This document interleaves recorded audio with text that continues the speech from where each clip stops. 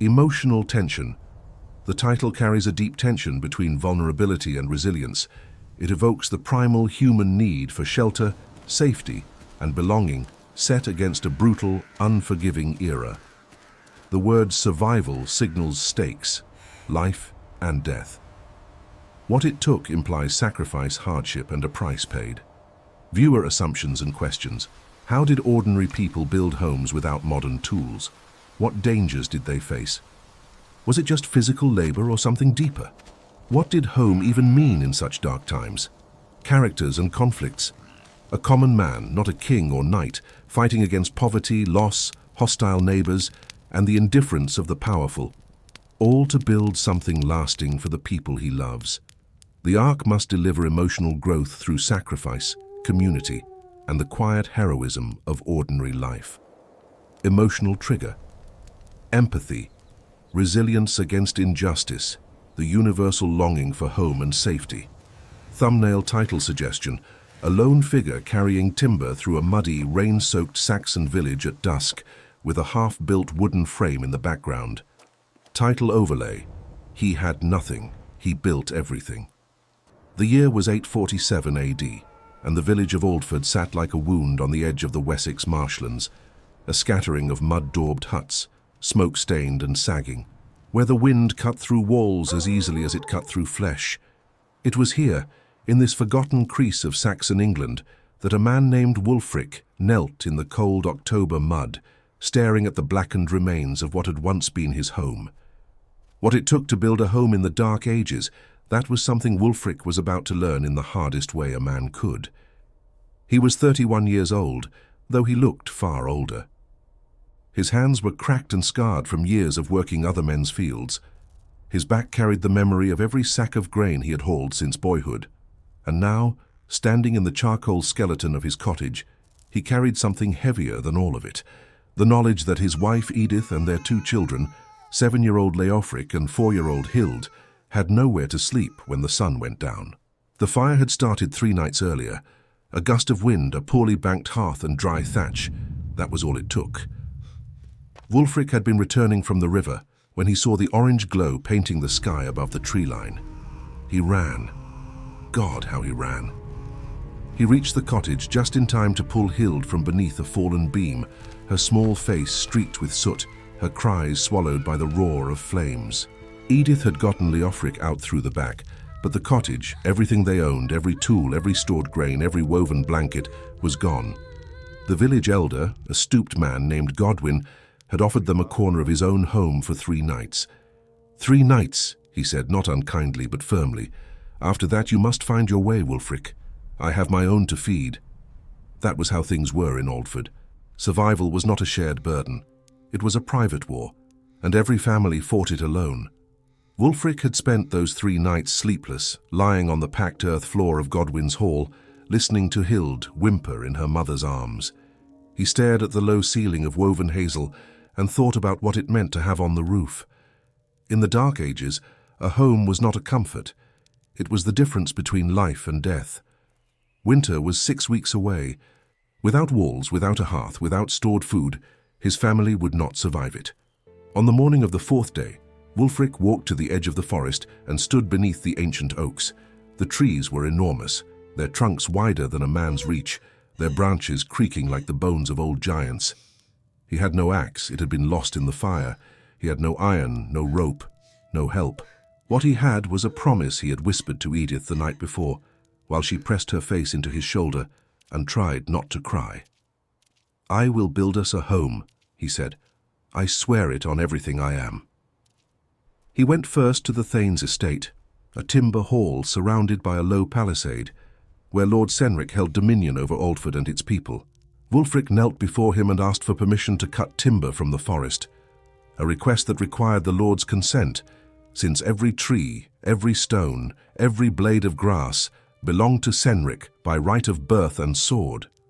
Cenric was a broad-shouldered man with a red beard and eyes that calculated the worth of everything they saw. He looked at Wulfric the way a man looks at a lame horse. "You want timber," Cenric said, leaning back in his carved chair. "And what will you give me for it?" Wulfric had nothing to offer but his labor. "I will work your fields through planting season," he said, "from dawn until the light fails, every day." Kenrick smiled, a thin, satisfied smile. "Through planting and harvesting both," he said, "and you will repair the southern fence before the first frost." It was an impossible bargain. The work Cynric demanded would consume every hour of daylight, leaving Wulfric no time to build, but there was no other choice. "Agreed," Wulfric said, and the word tasted like ash in his mouth. He began that very afternoon. With a borrowed axe, dull, heavy, its handle wrapped in fraying leather, he walked into the forest and chose his first tree. It was a young oak, straight and strong, about 8 inches across. He swung the axe and felt the shock travel up through his arms and into his shoulders. The blade bit shallow. He swung again, and again. It took him nearly 2 hours to fall that single tree.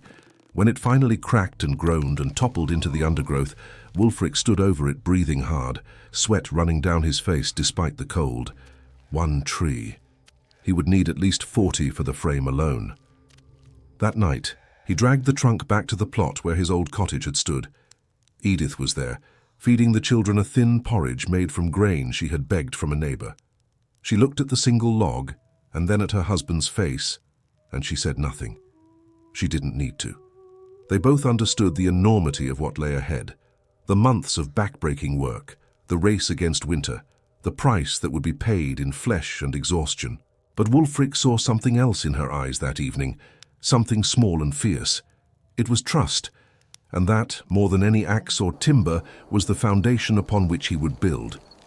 Check if you're already subscribed to this channel, because here you'll find real stories of ordinary people who faced the impossible, and each episode will make you see human strength in a way that you'll never forget.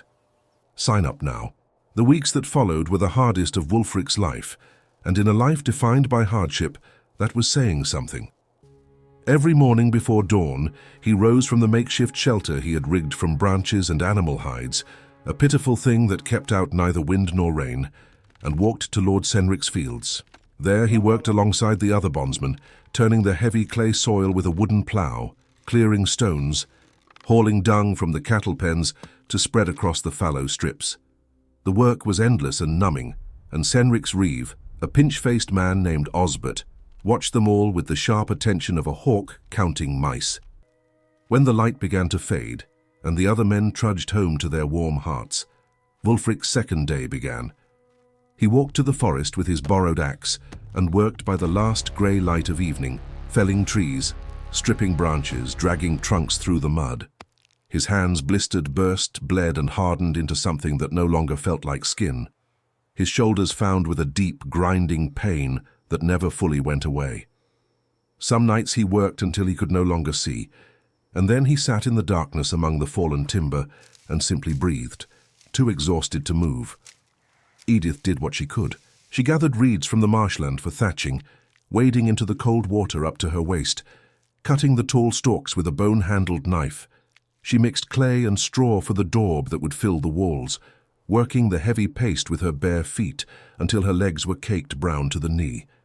Little Leofric at 7 carried bundles of wattle, the thin, flexible hazel rods that would be woven between the wall posts. Even Hild helped, gathering moss to pack into the gaps where the wind would try to enter. But Wulfric could not do it alone, and this was the brutal truth of building in the Dark Ages. A single man, no matter how strong or determined, simply could not raise a house by himself. The main posts, the crux, the great curved timbers that formed the skeleton of a Saxon longhouse, required at least 4 men to lift into position, and Wulfric had no one. He went to his neighbors. He went to Aldhelm the blacksmith, a quiet man with forearms like hams, and asked for help raising the crux. Aldhelm looked at him with genuine sympathy, but shook his head. "I have my own repairs before winter, Wulfric. I cannot spare the days." He went to Beornwulf, a farmer whose land bordered the marshes, and received the same wrapped in different words. He went to 3 other men, and heard 3 variations of the same refusal. No one in Aldford had time or energy to spare. Every family was fighting its own battle against the coming cold, and charity was a luxury that poverty could not afford. It was Edith who found the solution, and it came not from strength but from shrewdness. She went to the women of the village, to Aldhelm's wife Quenbur, and to old Mildred who brewed ale, and to the young widow Aylesworth who kept bees. She didn't ask for help, instead she offered a trade. "When our house is built," Edith told them, "I will weave cloth for your families through the winter. Good, tight weave, warm enough to keep the sickness out." She had always been the finest weaver in Aldford, and the women knew the worth of what she offered. Quenbur spoke to Aldhelm. Mildred spoke to her sons. Aylesworth, who owed no man and feared no one, simply showed up at the building site one morning with a coil of rope over her shoulder and said, "Tell me where to pull. If this story is touching you, leave a comment now. Tell us, which part so far has made you feel something the most? We want to read your response." Within 3 days they had help. Not much, 4 men and 2 women who could spare a few hours each. But it was enough. On a grey morning in late October, with a cold drizzle falling from a sky the colour of iron, they raised the first pair of crucks. The timbers were heavy, rough-hewn, still smelling of green oak. Wulfric and Aldhelm positioned the base while the others hauled on ropes, and slowly, with agonizing effort, the great curved beams rose from the earth and locked into position at the top. When they stood upright, forming the distinctive A-frame that was the heart of every Saxon home, Wulfric felt something shift inside his chest, something that was not quite hope, but was close enough to keep him going. They raised 3 more pairs over the following week, spacing them evenly along the length of the house. Between the crucks they set the wall posts, straight timbers driven into the ground and braced with angled supports. Leofric wove the wattle between them, threading the hazel rods in and out, with the careful patience of a child who understood, even at 7, that this work mattered. Edith and the women began daubing, pressing the clay and straw mixture into the wattle, smoothing it with their hands, building up the walls layer by layer. The daub was critical. Without it, the wattle walls were nothing but lattice, open to every gust of wind, every drop of rain. But daubing was slow, miserable work. The mixture had to be applied wet and left to dry, and in the damp autumn air, it dried slowly and cracked easily. Edith learned to add animal dung to the mix, cow dung mostly, collected from Cenric's fields, which made the daub more flexible and resistant to cracking. The smell was terrible, but the walls held. Meanwhile, Wulfric faced another problem, one that threatened to undo everything. Osbert, Cenric's reeve, had noticed that Wulfric was arriving to the fields later and leaving earlier, stealing time for his building. He reported this to Cenric, who summoned Wulfric to his hall. "You made a bargain," Cenric said, his voice cold and flat. "You are not keeping it." Wulfric tried to explain. The shelter was failing. Winter was coming. His children were cold, but Cenric cut him off. "Your children are not my concern, my fields are. If you cannot honor your word, I will take back the timber, all of it." It was not a threat. It was a statement of fact. In Saxon England, a lord's word was law, and a bondsman's word was his only currency. If Wulfric broke his bargain, he would lose everything: the timber, the half-built house, and whatever small standing he had left in the village. That night, Wulfric sat beside the unfinished walls of his home and home. Not loudly, he was not a man who made noise with his grief, but silently, with his face in his hands, while the rain drummed on the hide above his head, and his children slept curled together like animals for warmth. It was Edith who sat beside him and placed her hand on the back of his neck. "We will finish it," she said quietly. "You will work your fields by day and build by night. I will do the daubing, the children will help. We did not come this far to stop." He looked at her in the darkness, this woman who had married a poor man and never once complained about what that meant, and he nodded. There was nothing else to say. They would continue. They would endure. That was what survival meant in the Dark Ages. Not a single heroic act, but an endless, grinding refusal to give up. November arrived like a punishment. The temperature plummeted. The ground freezes hard enough to ring under a man's boots. Ice formed along the edges of the marsh, and the mornings came wrapped in a fog so thick that Wulfric could barely see 10 paces ahead as he walked to Cenric's fields. His breath hung in the air like smoke, and his fingers, cracked, raw, perpetually numb, fumbled with every tool he touched. The walls of the house were up now, solid and daubed. standing firm against the wind for the first time. But without a roof, they were nothing more than a pen, open to the sky, collecting rain and frost like a bowl. And the roof was the most critical and most dangerous part of the entire build. In Saxon England, roofing a house meant thatching, laying thick bundles of reeds or straw over a framework of rafters and purlins, building up layer after layer until the covering was dense enough to shed water. A well-thatched roof could last 20 years. A poorly quenched one would leak within weeks and rot the timbers beneath it. The difference between the two was skill, and Wulfric had never thatched a roof in his life. He went to the only man in Aldford who truly understood the craft, old Dunstan, a white-haired thatcher who had roofed half the cottages in the village over the past 40 years. Dunstan was 73, bent and slow, with hands that trembled when he held them still, but grew steadily the moment they touched the reed. Wulfric found him sitting outside his cottage, begging a fish trap, and asked if he would teach him. Dunstan studied him for a long moment. "Teaching takes time," the old man said, "and time is what you don't have." This was true. The first heavy snow could come any day, and once it did, thatching would become nearly impossible. The reeds would be brittle, the rafters slippery, and the cold would make every movement slow and clumsy. Wulfric needed the roof up within 2 weeks, and he needed it done right. "Then don't teach me," Wulfric said. "Help me." Dunstan looked at him with something that might have been respectful. "What will you give me for it?" It was the eternal question of the Dark Ages. Everything had a price, and no one could afford sentiment. Wulfric thought for a moment and then said, "When my house is finished, you will have a place by my hearth whenever you wish, warm food and a dry seat for the rest of your days." It was a bold offering from a man who did not yet have a hearth, but Dunstan, who lived alone and whose own children had died years ago of fever, saw the value in it. He nodded slowly. "I will come tomorrow."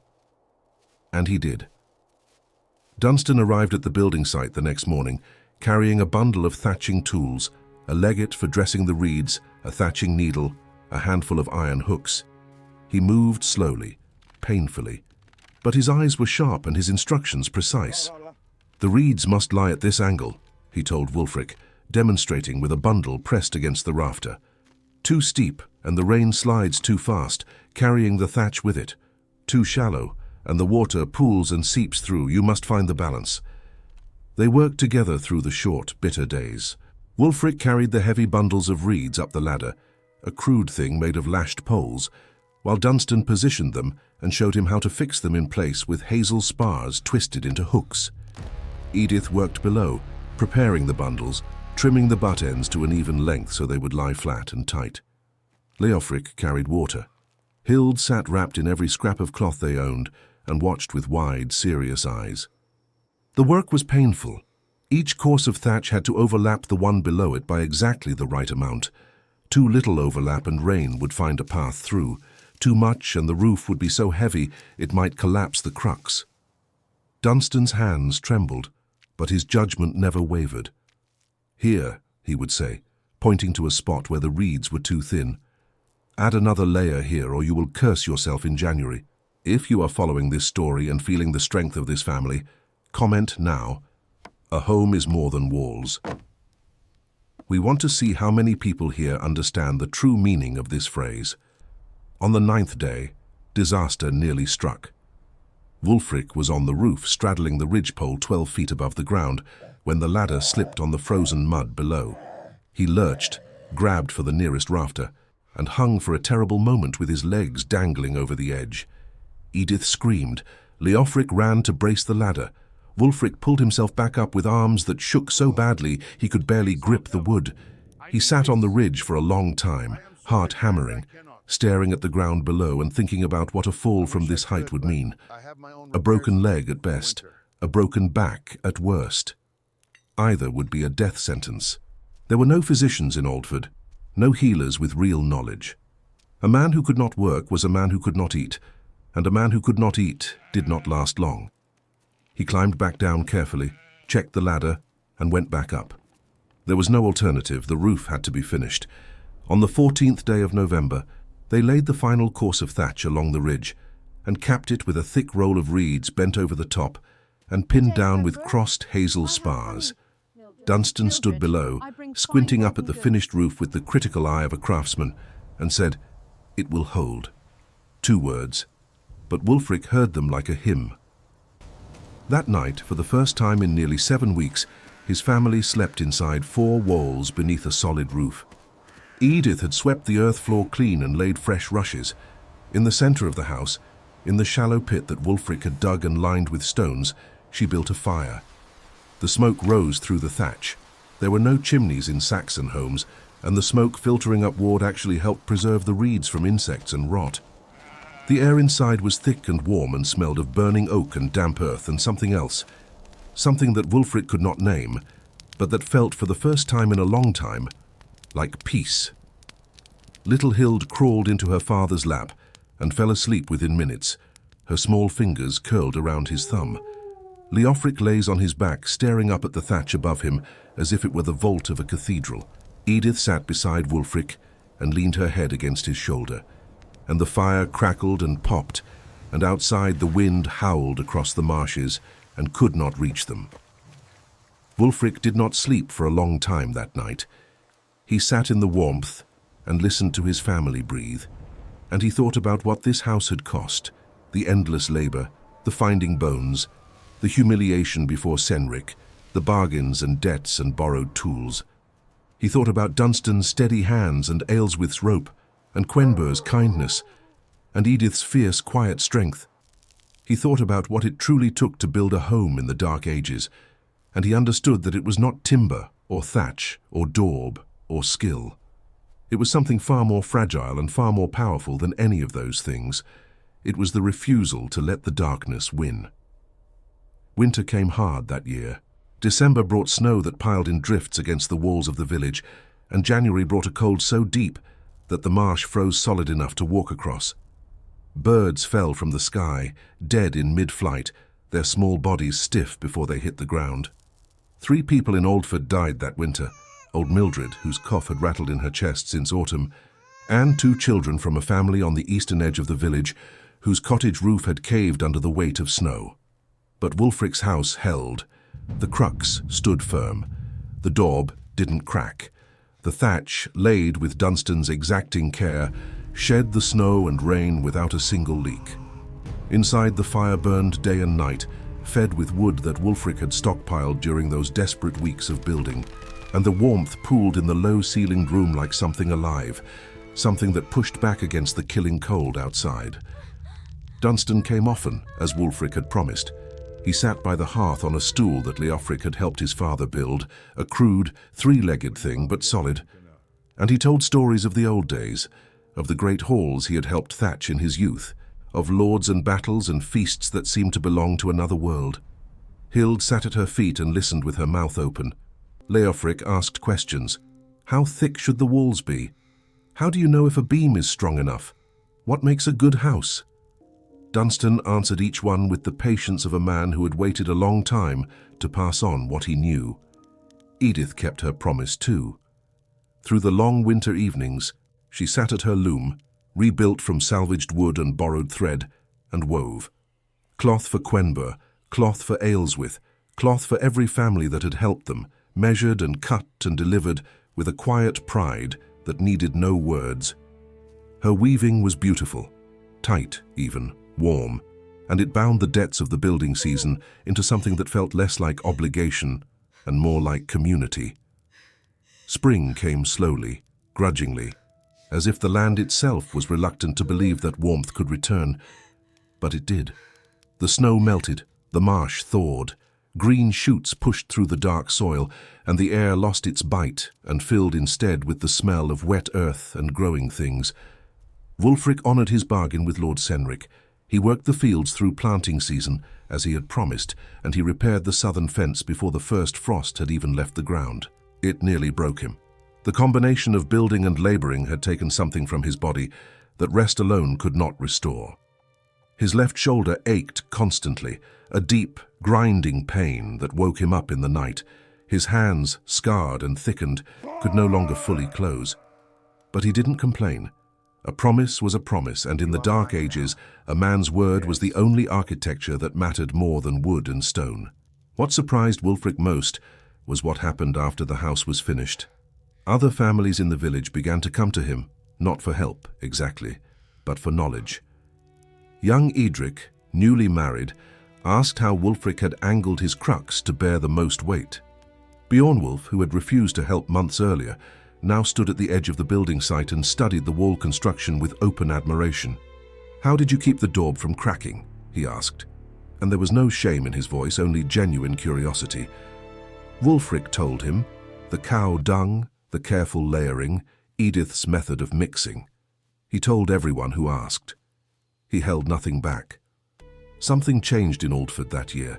It was not dramatic. There were no speeches, no declarations, no grand gestures, but the walls of Wulfric's house became a kind of lesson that the village absorbed slowly, the way soil absorbs rain.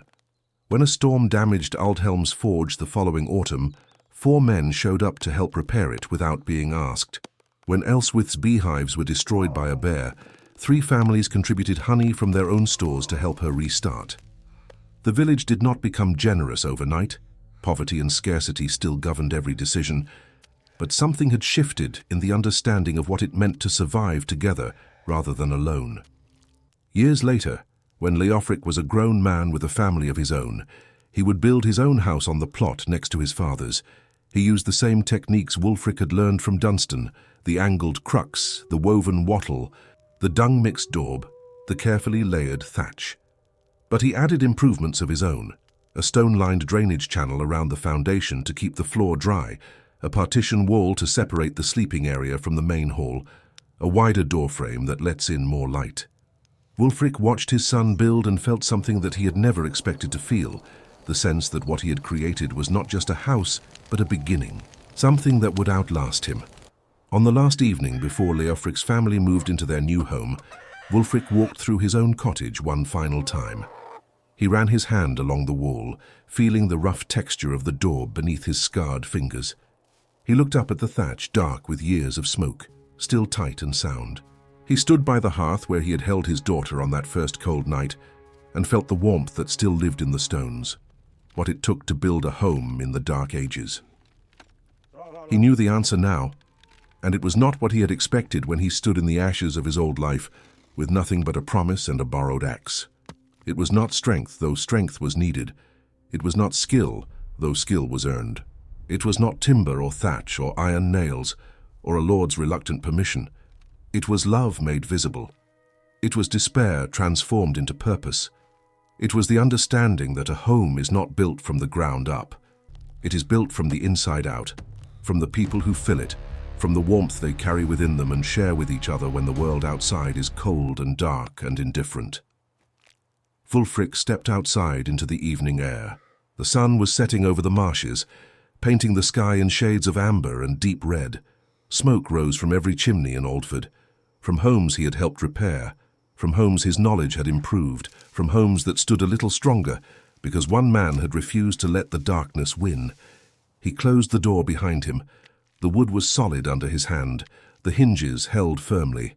And inside, behind those walls that had cost him everything and given him everything in return, a fire burned steadily, casting its warm glow through the cracks in the shutters like a quiet, persistent declaration that here, right here, life had chosen to stand its ground.